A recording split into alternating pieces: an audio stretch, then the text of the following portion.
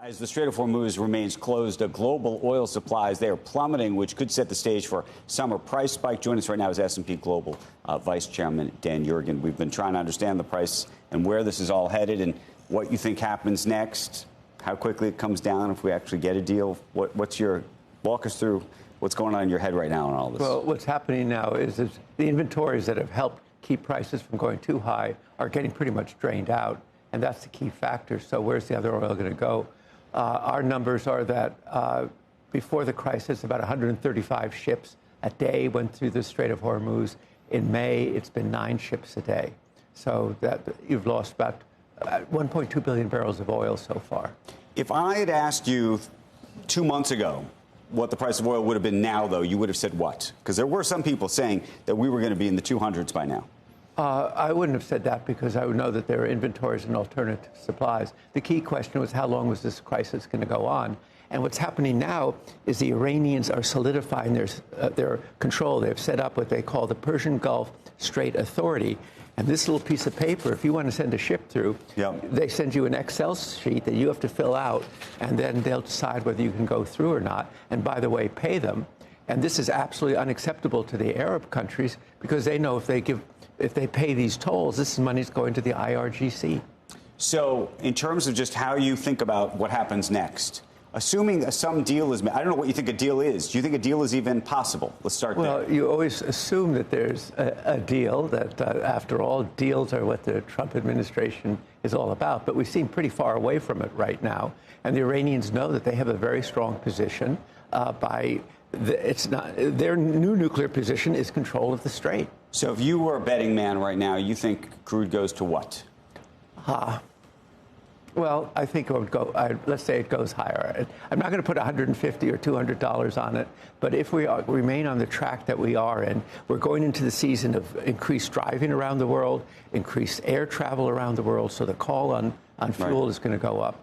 And we've seen it ticks up. The price either somebody says something, it sounds like maybe there's going to be a deal, the future prices go down. But if you watch what people are actually paying for cargoes, those prices are higher, and that shows that there is shortage.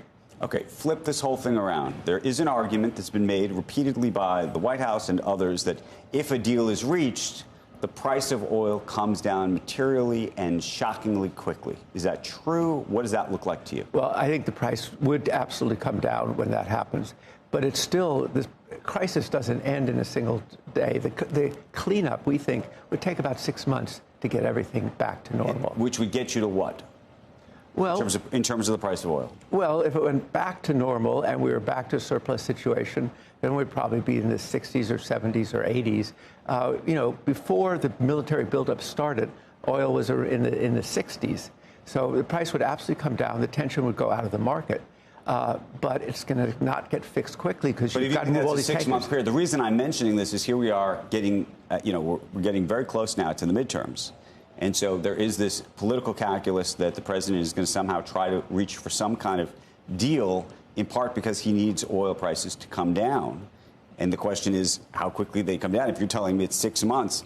Well, 6 months to get the whole thing fixed and get back to normal. But prices would certainly, if there was an announcement of a deal, things started to flow, there would be a giant sigh of relief and prices would come down. Whether maybe not down to 60, maybe they go down to 80 or something like that would reflect it.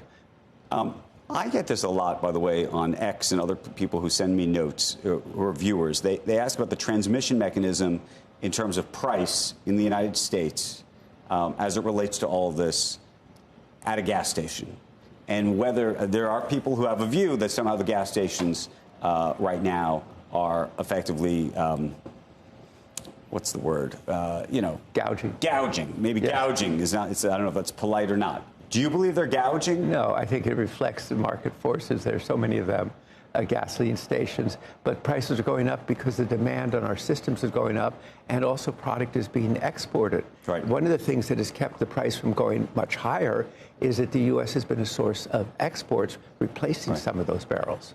Let me ask you a different question about that piece of paper you have there in terms of this tax. What is the tax or the toll right now? it appears to be the number that gets quoted is $2 million. Now, if you're a friend of Iran's, maybe it's Pakistan or somebody, or maybe because you want to be nice to the Iraqis because they're kind of close to Iran, maybe don't charge them that.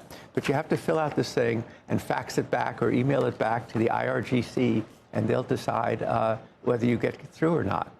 And how do you see that changing? Also, we haven't even talked about insurance. That was going to be the next cost of all this is not just that, but it's can you actually have your boat insured? Well, I think you can get insurance. It's just much higher. But the question is the captain has to decide, does he want to take the risk that his crew is going to be, his ship is going to be attacked? I know one ship owner told me he has a Filipino crew. The Filipino government called him and told him, don't move that ship because we're worried about our crew. Right. What about the U.S.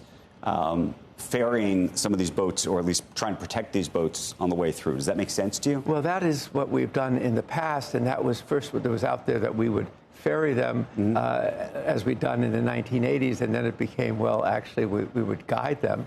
The difference from in the past, they're worried about mines and so forth. The difference is that we're now in a world of drones, and you don't know where the vulnerability is going to come from, and that is a problem that has not solved.